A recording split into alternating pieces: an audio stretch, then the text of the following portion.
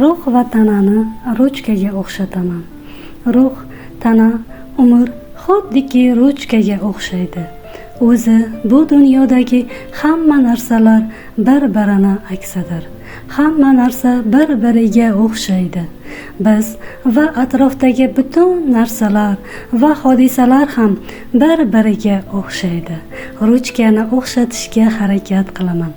Ruchkaning ustki qobig'i bu tana, ichidagi siyohi esa umr, uni yozayotgan inson esa ruhdir.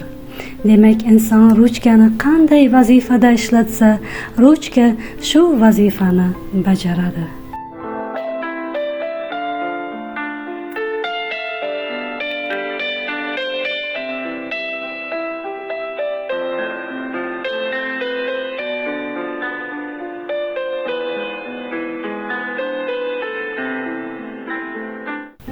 Ruchka bu biz uchun o'zimizni, maqsadlarimizni amalga oshirish uchun bir qurol xolos.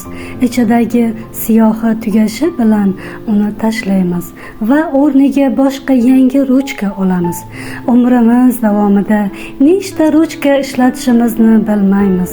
Judayam ko'p.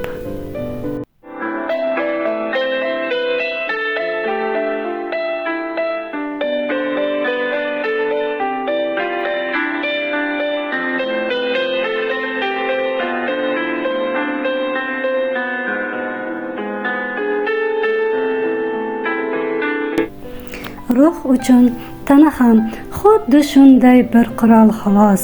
Uni siyohi, ya'ni umri tugagandan so'ng yana o'z vazifalarini amalga oshirish uchun boshqa tanani tanlaydi. Hozirgacha ruhni yer yuzida nechta tanada dunyoga kelishi aniq emas. Hamma olimlar turli nazariyalarni aytishmoqda. Ayrimlar 7 martagacha desa, ayrimlar 13 martagacha va hokazo.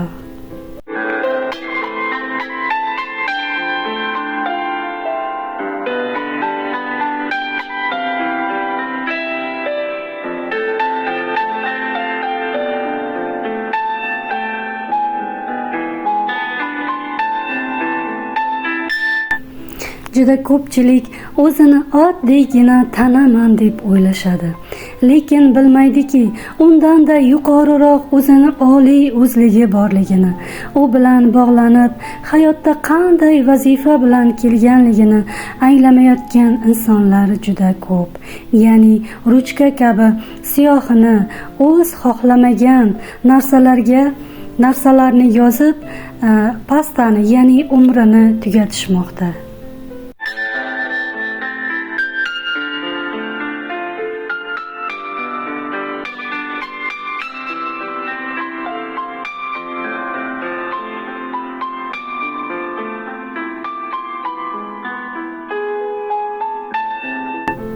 Bizni ruchkamiz, ya'ni tanamiz, bizni oliy o'zligimiz uchun emas, odatda atrofdagilarning xohishi va istaklarini bajarish uchun xizmat qildiramiz. Vaholanki bunday holatlarda ruchkaning siyohi tezroq tugaydi.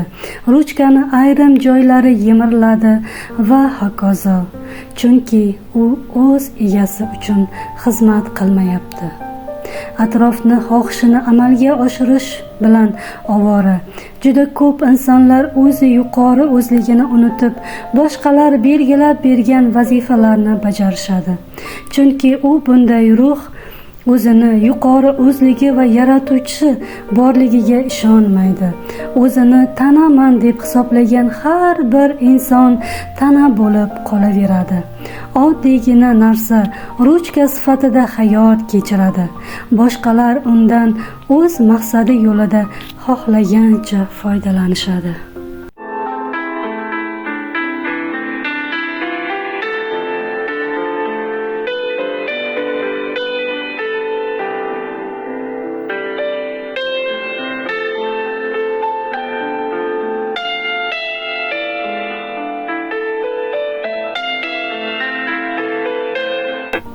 Shuning uchun azizlarim, yaratuvchingiz, ruhingiz sizni yuqori o'zligingiz borligini hech qachon yodingizdan chiqarmang.